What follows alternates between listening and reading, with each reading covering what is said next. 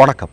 2 வருஷமாக ஒரு மாநிலத்தில் இருக்கக்கூடிய மக்கள் சொந்த வீட்டுக்கு போக முடியாமல் பல பேர் தவிச்சிட்ருக்காங்க.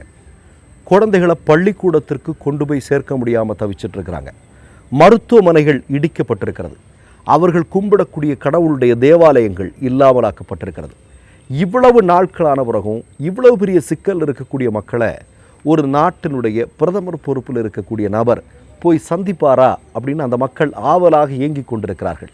ஆனால் 2 வருடங்களாக அந்த நாட்டினுடைய பிரதமர் பொறுப்பில் இருக்கக்கூடிய நபர் அந்த மக்களை கண்ணெடுத்தும் பார்க்கவில்லை என்பதுதான் உண்மை. ஆனால் இப்போ ஒரு செய்தி வந்திருக்கு. நான் எந்த மாநிலத்தை பற்றி சொல்கிறேன்னு உங்களுக்கு நல்லா தெரிஞ்சிருக்கும்.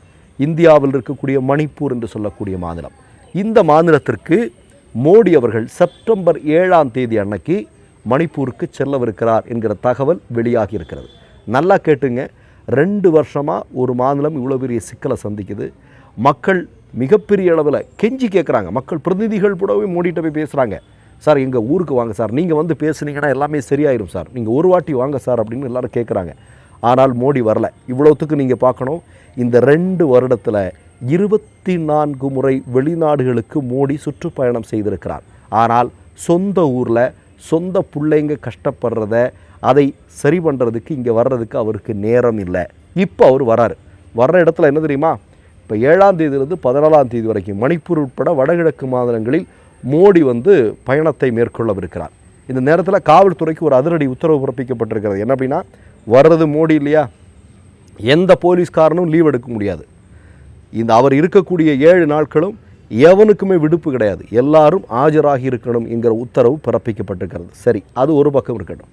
இப்போ நான் என்ன கேட்குறேன், ஏன் இப்போது மோடி அவர்கள் திடுப்பென்று மணிப்பூருக்கு வருகிறார்? நமக்கு எல்லாருக்குமே தெரியும், செப்டம்பர் மாதம் வரையிலும் தான் ஆர்எஸ்எஸ் மோடிக்கு கெடு விதித்திருக்கிறது. தம்பி, தயவு செஞ்சு நீ கிளம்பியிருப்பா. இப்போ ஒன்றால் பாஜகங்கிற கட்சி மட்டும் இல்லை, ஆர்எஸ்எஸ் என்கிற இந்த அமைப்பே இந்தியாவில் தொடருமா இல்லை தடை ஏற்படுத்துவார்களா அப்படிங்கிற கேள்விக்குறிக்கு இன்றைக்கி கொண்டு வந்து சேர்த்துருக்கிற நீ.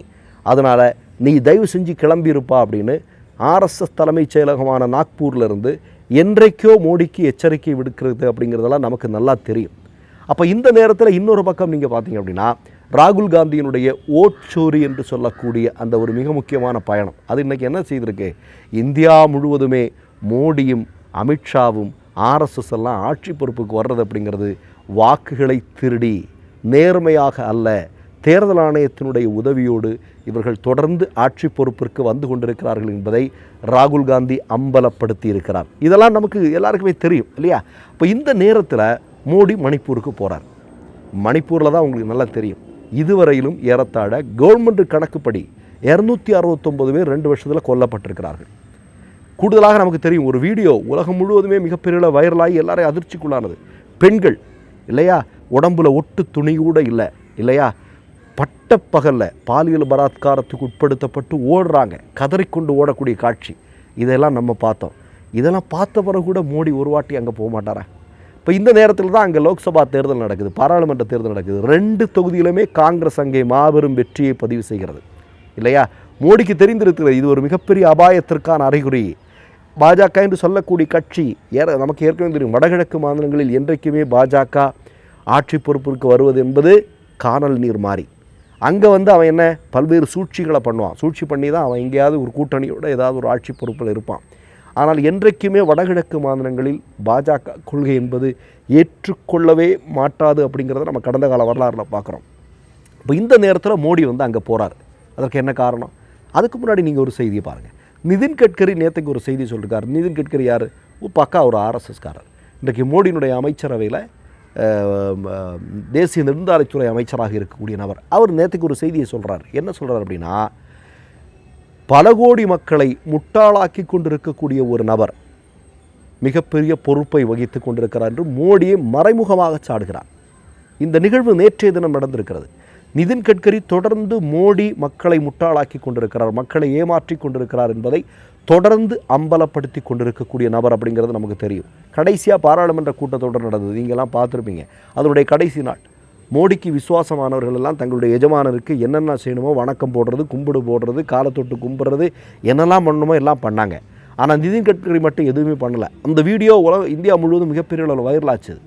ஏன்னா மோடிக்கும் ஆர்எஸ்எஸ்க்கும் இடையில் ஒரு மிகப்பெரிய பனிப்போர் தொடர்ந்து நடைபெற்று கொண்டிருக்கிறது என்பது தெள்ளத் தெளிவாக அம்பலமாகி கொண்டிருக்கிறது இல்லையா? ஏன்னா 75வது வயது இந்த செப்டம்பர் மாதம் மோடிக்கு. 75 வயதுக்கு மேலே அந்த பொறுப்பில் தொடரக்கூடாது அப்படிங்கிறது ஆர்எஸ்எஸ்னுடைய ஒரு கொள்கை. அப்போ மோடி ஏற்கனவே 75 வயசு வரை இருக்கிறது கூட பிரச்சனை இல்லை. ஆனால் 2014 ஒரு மோடி என்று சொல்லக்கூடிய ஒரு பிம்பம் எப்படி உருவாக்கப்பட்டதோ அந்த மாதிரி இப்போ இருந்ததுன்னா பிரச்சனை இல்லை. ஆனால் அந்த பிம்பம் சுக்குநூறாக இந்திய மக்களால் உடைக்கப்பட்டிருக்கிறது அப்படிங்கிறத நம்ம கண்கூடாக பார்த்துருக்கிறோம். அப்போ ஒட்டுமொத்தமாக ஆர்எஸ்எஸ்க்கு சிக்கல், பாஜகவுக்கும் சிக்கல். அப்போது பதவியிலிருந்து இறங்குவதற்கு முன்னால் என்ன பண்ணணும்? போய் எல்லாத்தையும் சரி பண்ணிட்டோம். நாளைக்கு கேட்கும்போது மணிப்பூரில் இவ்வளோ நாள் இருந்ததேப்பா, நீ ஒரு வாட்டியாவது போனியான்னு கேட்கும்போது ஆர்எஸ்எஸ்காரனில் என்ன பதில் சொல்ல முடியும்? அது ஒரு பிளாக் மார்க் தானே.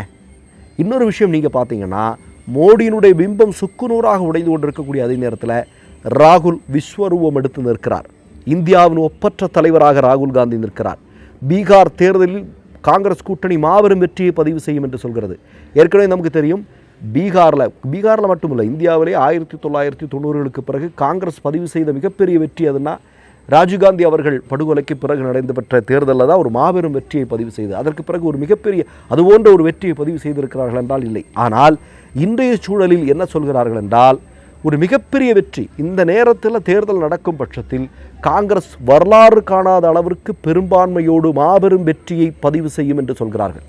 அந்த அளவிற்கு ஒரு மிகப்பெரிய ஒரு பெரும் தலைவராக இன்றைக்கு ராகுல் காந்தி மாறி இருக்கிறார். அதற்கு பீகாரில் அவர் நடத்தி கொண்டிருக்கக்கூடிய இந்த பயணம் ஒரு மிக முக்கியமான சாட்சியமாக மாறி இருக்கிறது அப்படிங்கிறத நம்ம சமூக ஊடகங்களை பார்க்கும்போது நமக்கு நல்லாவே தெரியுது. ஒட்டுமொத்தமாக மோடிக்கு தெளிவாக தெரிந்திருக்கிறது, இனி நம்முடைய ஆட்சியினுடைய நாட்கள் எண்ணப்படுகின்றன. அப்படி இருக்கும்போது நம்ம என்ன பண்ணுறோன்னா, போய் மணிப்பூர் வரைக்கும் போயிட்டு வந்துடுவோம், இல்லாமல் இருந்தால் சிக்கல் தான் அப்படிங்கிறதுக்காக அவர் மணிப்பூர் செல்கிறார். மற்றபடி 2 வருடமாக கூக்குரலிட்டு கொண்டிருந்த மக்கள் எதையுமே, அந்த மக்களுடைய எந்த சுகதுக்கங்களையும் பங்கெடுக்காத மோடி இப்போது போறார்னா அது முழுக்க அரசியல் மட்டும்தான். மற்றொரு நிகழ்வில் சந்திப்போம். நன்றி, வணக்கம். மை நேம் இஸ் ரெட் சேனலை சப்ஸ்கிரைப் பண்ணிக்கோங்க. அதுக்கப்புறமா பக்கத்தில் இருக்கிற ஜாயின் பட்டனை கிளிக் பண்ணீங்கன்னா ஒரு நியூ பேஜ் ஒன்று ஓப்பன் ஆகும். அதுலயும் ஜாயின் பட்டனே கிளிக் பண்ணிக்கோங்க. அதுல பாத்தீங்கன்னா credit R debit card options இருக்கு. இதுல உங்களுக்கு விசா, மாஸ்டர் கார்டு, ரிப்பே அப்படின்னு 3 ஆப்ஷன்ஸ் கொடுத்துருக்காங்க. அதுல நீங்க எந்த கார்டு சூஸ் பண்றீங்களோ அந்த கார்டோட நம்பர் என்டர் பண்ணிக்கோங்க. அப்புறமா கார்டோட வேலிடிட்டி மந்த் அண்ட் இயரை டைப் பண்ணிக்கோங்க. அடுத்தபடியா உங்க கார்டோட பின்னால சிவிசி கோடுன்னு சொல்லிட்டு 3 நம்பர்ஸ் கொடுத்துருப்பாங்க. அந்த நம்பர் இதுல என்டர் பண்ணிக்கோங்க. அப்புறமா அட்ரஸ் அண்ட் இன்ஃபர்மேஷன் என்டர் பண்ணிட்டு பைங்கிற பட்டனை கிளிக் பண்ணிக்கோங்க. ஒருவேளை உங்க கார்டு நம்பர் இன்வாலிட்னு காமிச்சிச்சுன்னா உங்க கார்டுல இன்டர்நேஷனல் யூசேஜை எனேபிள் பண்ணுங்க.